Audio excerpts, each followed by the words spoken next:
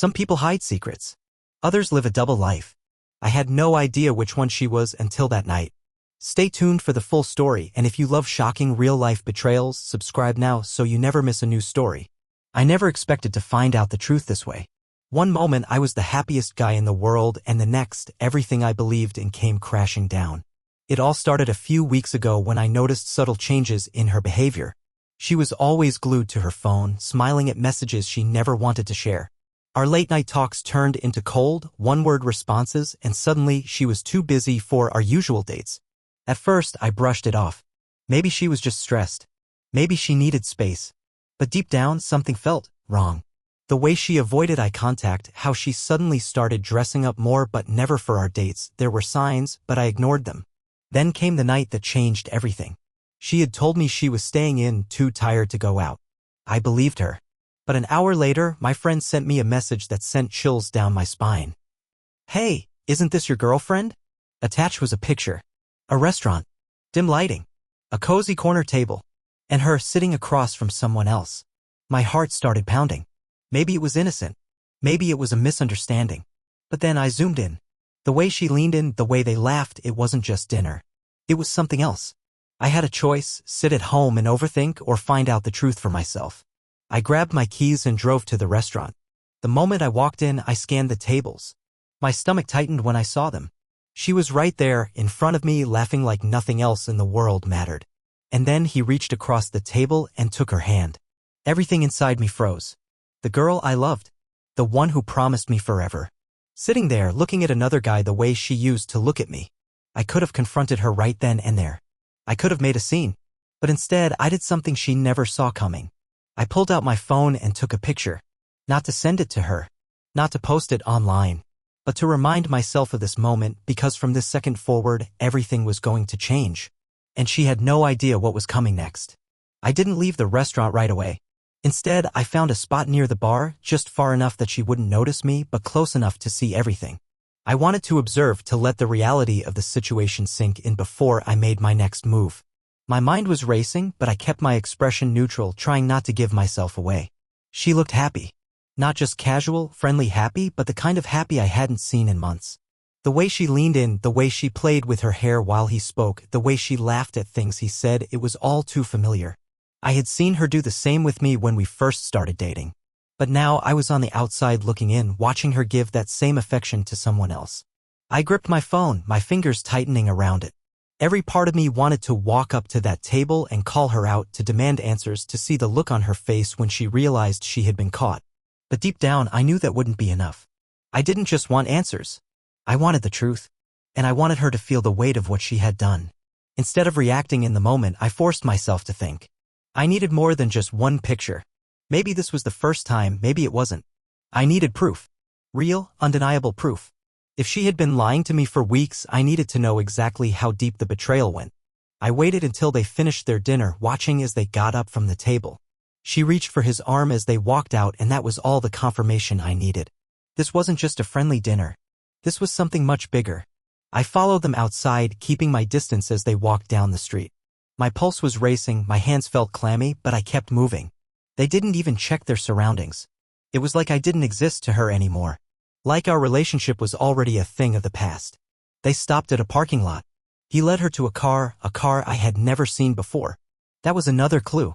If they had been seeing each other regularly, they had a system. They had routines. They had secrets. I pulled out my phone again, took another picture, and quickly typed a message to my friend. "I need a favor. Can you help me find out who this guy is?" My friend responded almost immediately. "Send me the pics. I'll see what I can do." I exhaled sharply and walked back to my car, my mind spinning with possibilities. If she had been hiding this for so long, I needed to know how much of our relationship was even real. How long had she been lying? How long had she been sneaking around? And most importantly, why? I didn't text her that night. I didn't call her. I acted as if I knew nothing, as if everything was normal. I wanted to see what she would do next, how she would act around me if she would lie to my face again. The next day, I played my role perfectly. When she texted me in the morning saying, "Good morning, babe. Hope you slept well," I responded as if nothing had changed. "Morning. What are you up to today?" She took a few minutes to reply. "Just a busy day at work. Might stay late tonight." A bold-faced lie. I stared at the message for a moment before replying. That's okay. Hope it's not too stressful. She had no idea I already knew. That evening, I met up with my friend who had spent the entire day digging into the guy she had been with. He slid his phone across the table, and the second I saw the screen, everything inside me twisted.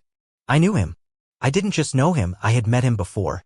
And that was when I realized this betrayal went deeper than I ever imagined. I stared at the screen, my heartbeat echoing in my ears. The man in the photo wasn't just some random guy. He wasn't a stranger. He was someone I had met before, someone she had introduced me to months ago. I replayed the memory in my mind, trying to piece everything together. She had brushed it off back then, saying he was just a friend from work, someone she barely interacted with. I had no reason to doubt her at the time. But now, knowing what I knew, everything clicked into place. The late nights, the distant attitude, the constant texting, she had been lying to my face all along.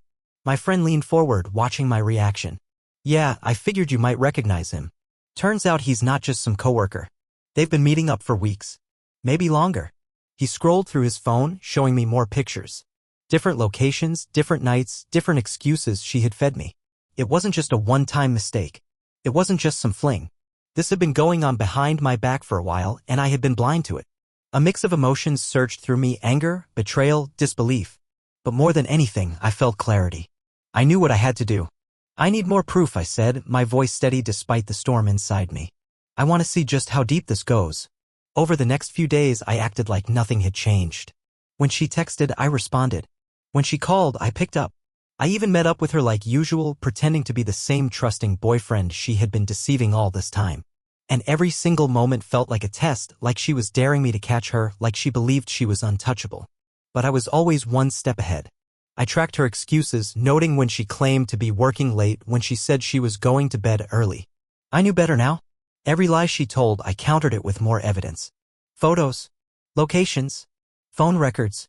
The more I uncovered, the worse it got. She wasn't just lying to me, she was living a double life. Then, the moment I had been waiting for arrived. She texted me one evening, saying she was exhausted and turning in early. I already knew where she was going. I followed her from a distance, heart pounding, hands steady on the wheel. She drove across town, pulling into the parking lot of an upscale bar. I parked far enough away to stay unnoticed, but close enough to watch as she stepped inside. Not even 10 minutes later, he arrived. I recognized him instantly. They sat at a corner booth, laughing, touching, acting like a real couple. My blood boiled, but I stayed calm. I wasn't here to confront her yet. I had bigger plans. I recorded everything from my phone, her leaning into him, whispering, smiling in a way she hadn't with me in months. And then I watched as she kissed him. That was it. The final proof. I didn't need to see any more. I drove home that night, my mind set on my next move. It wasn't enough for me to just break up with her. That would be too easy. She needed to feel what I felt. She needed to experience the kind of betrayal she had inflicted on me. I spent the entire night planning. Every message she had sent me, every excuse she had given, I had it all saved. I wasn't going to expose her in private. No, that would be too simple. She had lied to me so effortlessly, so confidently, as if I would never find out. I wanted to see the look on her face when she realized she had lost everything. The next evening, I sent her a text.